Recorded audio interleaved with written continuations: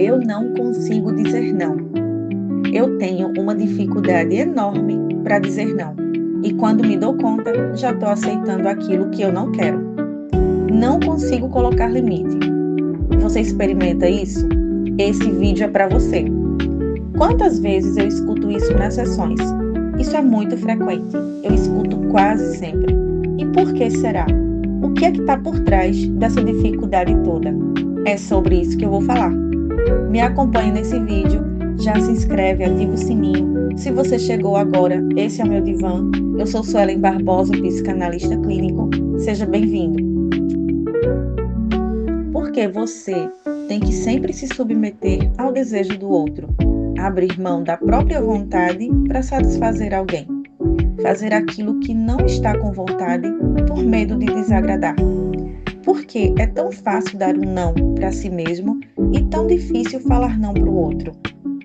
Comportamentos predominantes de fuga, evitação, esquiva são muito comuns e passam a ser normais nesses casos. Em vez de falar não ou colocar limites, a pessoa prefere escapar das situações. E quais podem ser as motivações desse comportamento? Se adaptar, se moldar, caber, cooperar com o outro, aceitar, evitar conflito? Mas dizer não é tão importante e libertador nas relações. É fundamental para que você consiga estabelecer relações honestas, dignas e verdadeiras de qualquer esfera, não só com você, mas com as pessoas. Você já prestou atenção que para as pessoas é muito mais fácil dizer não quando o motivo é de ordem de compromisso real que ela tem, do que quando é algo pessoal interno dela, como falta de vontade, desânimo, porque vai lhe sobrecarregar, porque não está afim, ou quando simplesmente ela não quer obedecer ao seu desejo de não querer. Isso sim, parece ser muito mais difícil, né? Existe uma linha entre o ser flexível também às vontades do outro e entre eu saber o meu limite, a minha vontade real.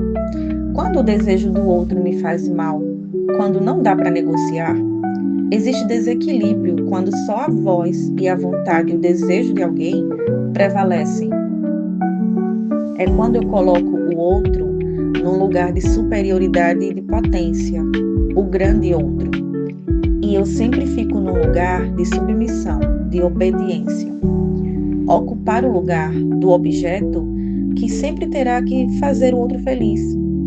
Um objeto compensatório do desejo de alguém. Pessoas que não se sentem valorizadas, especialmente na infância, também podem desenvolver esse comportamento de anular o próprio desejo e atender às vontades do outro para se encaixar, para se sentir valorizado e aceito. A soma da necessidade de aceitação do outro e da sua própria percepção negativa da sua imagem pode ser a causa do sintoma dessa dificuldade de falar não. Você pode pensar, sem muita consciência, que falar não vai causar a impressão negativa de você no outro, enquanto você mesmo já pensa isso internamente. Você já não se aprova. Para ser aprovado, você precisa agradar o outro, e agradar falando sim, e sempre. Quase raramente pensamos, por que eu preciso agradar essa pessoa? Por que eu preciso falar sim agora? Se eu falasse não, o que aconteceria? Deixa eu compartilhar uma coisa com vocês. Outro dia, eu passei por uma situação, eu me senti péssima por dias. Um rapaz apareceu na minha casa sem me avisar, mas eu estava doente há dias e eu já havia falado isso para ele. Inclusive, a gente não se via há tempos. De repente, essa pessoa me manda mensagem, a localização e a foto da esquina da minha casa. Eu não acreditei, achei que ele estava brincando.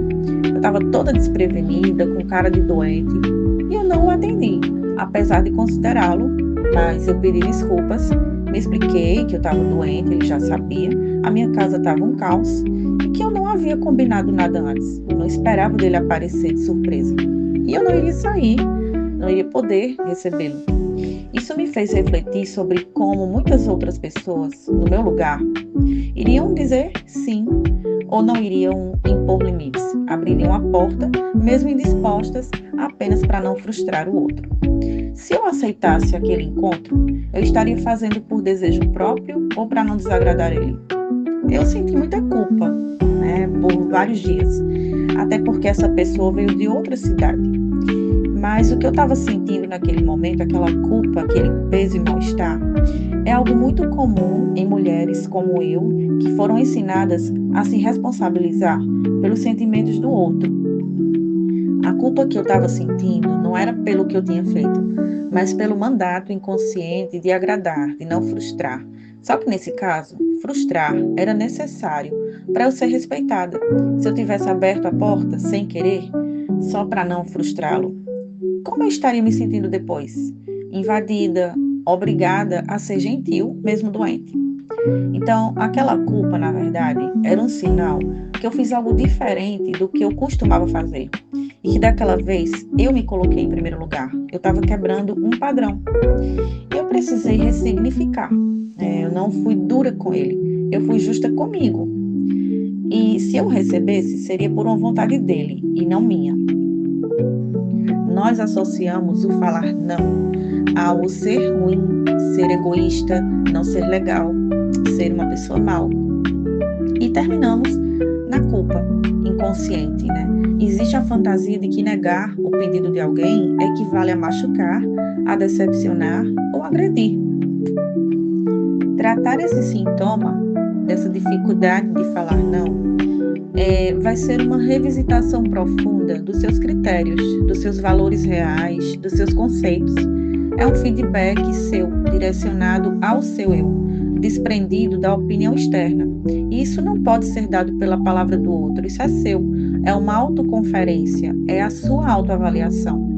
Observe também a ligação que existe na sua dificuldade de dizer não com a sua dificuldade de também ouvir não. Normalmente, são casadas. Geralmente, ao ouvir não, é levado para o pessoal, causando muitas vezes angústia, ressentimento, e isso é projetado no outro quando você fala não. Você pode acreditar que vai causar no outro a mesma dor que você sente quando você escuta um não. Também é importante observar os padrões de comportamento. Então, o medo inconsciente de conflitos. Ao negar, a pessoa teme despertar raiva, rejeição ou abandono no outro. E esse medo pode ter raízes na infância, nas relações frágeis ou conflituosas, e faz com que o sujeito evite o confronto a qualquer custo. Por modelagem familiar. Então, se a criança cresceu num ambiente onde os pais eram submissos, excessivamente prestativos ou evitavam conflitos, ela aprende que o caminho mais seguro é agradar. Pelo viés do reforço também. Então, quando a criança ou adolescente dizia sim e recebia aprovação, elogio ou afeto, esse comportamento vai sendo reforçado e associado o dizer sim a amor, aceitação e pertencimento. Ou então a criança passa a ter um rótulo de criança boazinha toda vez que ela fala sim e toda vez que ela obedece a todo mundo. Também pode acontecer por ameaça de punição. Se quando a criança, ao se opor ou negar algo, ela escuta frases como: ele vai ficar triste se você não for. Ela vai brigar se você não fizer. Ela não vai mais gostar de você se você não quiser. Esses rótulos moldam o comportamento automático de não poder negar. A vida é feita de sim, de não, de talvez, de outro dia, quem sabe um dia. A vida não pode ser só do jeito que eu quero, assim como não pode ser só do jeito que o outro quer. O não existe para ser usado, é gratuito e existem muitas maneiras educadas e elegantes de falar não, você sabe, né? Não paga nada e ainda te livra de muita coisa que você não quer. Se esse conteúdo te ajudou, deixa o seu like, compartilha esse vídeo e não deixe de se inscrever. Até a próxima e um super beijo!